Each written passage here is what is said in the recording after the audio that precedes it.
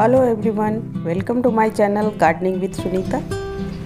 आज की वीडियो में मैं एक ऐसे प्लांट की रिपोर्टिंग करूंगी जिसके पीछे एक बहुत अच्छी कहानी है और वो कहानी भी शेयर करूंगी। सीड हार्वेस्ट करूंगी और अलामांडा वाइन और अलामांडा बुश की रिपोर्टिंग करूंगी। तो बसंत ऋतु की शुरुआत हो चुकी है और वीडियो की शुरुआत भी मैं बसंती कलर के कलांचों के साथ करती हूँ। ये है हरसिंगार के प्लांट। हरसिंगार के प्लांट को पारिजात के प्लांट भी कहे जाते हैं और ये प्लांट मेरा काफ़ी बड़ा हो गया है और 2 सालों से इसी प्लांटर में लगे हुए हैं। मैंने सोचा है कि इस प्लांट की ही आज मैं रिपोर्टिंग करूंगी और इस प्लांट के बारे में जो कहानी है आप लोगों के साथ शेयर करूंगी। इसकी पूरी मिट्टी को ही मैं बदल दूंगी। तो ये प्लांट 2 सालों से इसी बकेट में लगा हुआ है और मैं ऊपर से इसमें फर्टिलाइज़र दे देकर इससे फ्लावरिंग लेती थी, लेकिन मैंने सोचा है कि इस साल इसमें नई मिट्टी भी मैं डाल दूँगी। नई मिट्टी पुरानी मिट्टी कुछ भी नहीं होता है, बस इसमें फ्रेश मैं मिट्टी इसके रूट को धूप लगाकर अच्छी तरह से रिपोर्टिंग कर दूँगी।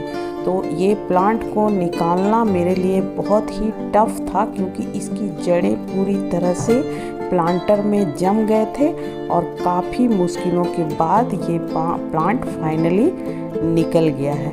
और इस वीडियो में ही मैं सीड भी आप लोगों के साथ हार्वेस्ट करूँगी। तो इस तरह मैं इससे प्लांट के रूट से सभी मिट्टी को हटा लूँगी और इसके रूट को 2-3-4 घंटे भी धूप में रख दूँगी क्योंकि बहुत दिनों से एक ही प्लांटर में ये पड़ा हुआ था। और आप लोग देख सकते हैं कि कितनी घनी और जमी हुई रूट है। तो टेरेस गार्डनिंग में बहुत ही इम्पॉर्टेंट होता है कि हर 2 सालों में आप अपने पुराने जो भी प्लांट है उसकी मिट्टी को बदल दें क्योंकि मिट्टी तो वही रहती है और हम लोग सिर्फ उसमें फर्टिलाइज़र डालते जाते हैं। तो क्यों ना कभी कभी इसके रूट को भी धूप लगा दी जाए तो प्लांट की ग्रोथ के लिए अच्छी होगी, प्लांट को नई एनर्जी मिल जाएगी।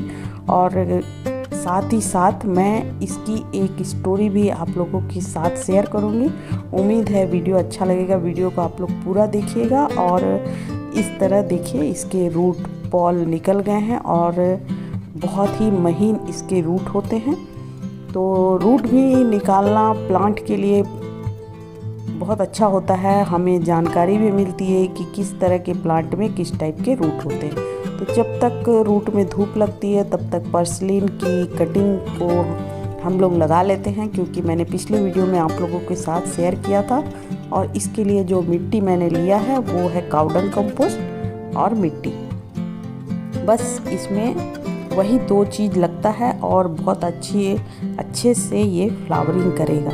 और इसकी छोटी छोटी कटिंग आप ऐसे ही मिट्टी में लगा दीजिए, ये लग जाएंगे। साथ ही साथ कॉस्मोस के सीड भी मैं हार्वेस्ट कर लेती हूँ क्योंकि अगर टाइम रहते आप सीड हार्वेस्ट नहीं करेंगे तो ये सीड आपके वेस्ट हो जाएंगे। और मैंने ऐसे ही धीरे धीरे करके बहुत सारे सीड को हार्वेस्ट कर लिया। देखिए ये ब्लैक वाले सीड है और बहुत सारे कॉस्मोस के सीड हो गए हैं मेरे गार्डन में। तो अब मैं इसमें सीड पॉट बनने नहीं दूंगी। और दूसरा है साल्विया के सीड को इकट्ठा करने के लिए साल्विया के प्लांटर के नीचे ही मैंने वाइट कलर का पॉलीथीन बिछा दिया ताकि मैं सीड अच्छी तरह से इससे कलेक्ट कर पाऊँ।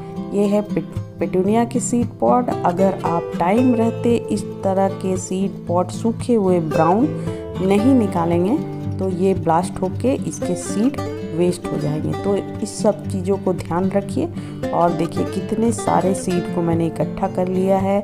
इसमें डैंथस है, विंका है, बहुत सारे फूलों के सीड है। यहाँ तक कि आपके गार्डन में जो कचरा होता है उसमें भी बहुत सारे सीड होते हैं। आप चाहे तो इसे आप फेंक दीजिए या फिर आप इसे धूप लगाकर, कड़ी धूप जरूर सीड को लगाइएगा तभी वो काम आएंगे, नहीं तो वे वेस्ट हो जाएंगे। इसे भी आप रख सकते हैं। तो चलिए अपने टॉपिक पे आ जाते हैं। कहते हैं कि ये जो प्लांट देवताओं और असुरों के बीच युद्ध हुआ था तो समुद्र मंथन के टाइम में 14 रत्न निकले थे। उनमें से लक्ष्मी जी और पारिजात का प्लांट एक साथ निकले थे। इसी कारण से कहा जाता है कि पारिजात के प्लांट में लक्ष्मी जी का वास होता है। तो ये प्लांट घर के लिए बहुत ही शुभ होता है। अपने घर आंगन में ज़रूर इसे लगाइए। शायद इसी वजह से प्रधानमंत्री जी ने अयोध्या के राम मंदिर में ये प्लांट को लगाया है। और ये एक पवित्र प्लांट है और वास्तु के अनुसार भी ये प्लांट बहुत ही शुभ माना जाता है। नेगेटिव एनर्जी को दूर करता है और पॉजिटिव एनर्जी को करीब लाता है। तो ये प्लांट छोटा हो या बड़ा हो 30 से 40 रुपये में नर्सरी में मिल जाएंगे। कटिंग से भी ये लग जाते हैं और सीड से भी लग जाते हैं। तो इसे आप लगाइए। मैंने भी इसे लगा दिया है। अब है अलामंडा वाइन, जिसमें कि पर्पल कलर के बहुत ही सुंदर फ्लावर्स आते हैं। उसे भी मैं रिपोर्ट कर दे रही हूँ। ये भी 2 साल पुराना प्लांट है और इसकी भी जड़ें बहुत ही जम गई थी और मैंने देखा कि एक ही प्लांटर में 2 प्लांट निकल गए। ऐसा इसलिए हुआ क्योंकि मैं कटिंग को हमेशा उसी प्लांटर में बगल में लगा देती हूँ। तो अब मैं इसके प्लांटर को चेंज कर दूँगी क्योंकि थोड़ी सी जगह मिल जाएगी। और प्लांट भी पहले एक था, अब 2 हो गए। तो इसमें थोड़ी नीम खली मिलाकर मैं इस प्लांट को भी रिपोर्ट कर देती हूँ। मैंने तीनों प्लांट का जो पॉटिंग मिक्स रखा है वो है सैंड, गार्डन सॉइल, गोबर की खाद और नीम की खली। किसी में मैंने केमिकल कुछ भी नहीं डाला है। और इस तरह मैंने अलामंडा वाइन पर्पल कलर के जो फ्लावर आते हैं उसको रिपोर्ट कर दिया है। अब है अलामंडा येलो कलर के, जिसमें जो फ्लावर आते हैं बहुत सारे आते हैं। ये भी 2 साल पुराना प्लांट है और काफ़ी इसकी जड़ें भी जम गई है।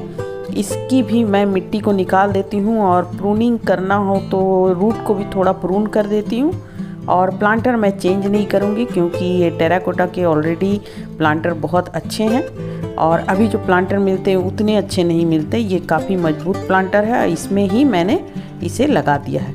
अब मैं तीनों प्लांट में वाटरिंग नहीं करूँगी क्योंकि सुबह से प्लांटिंग करते करते दोपहर का टाइम हो गया और दोपहर में मैं वाटरिंग नहीं करूँगी। अब काम है सबसे इम्पोर्टेंट, जो सभी प्लांट को शेप में लाना।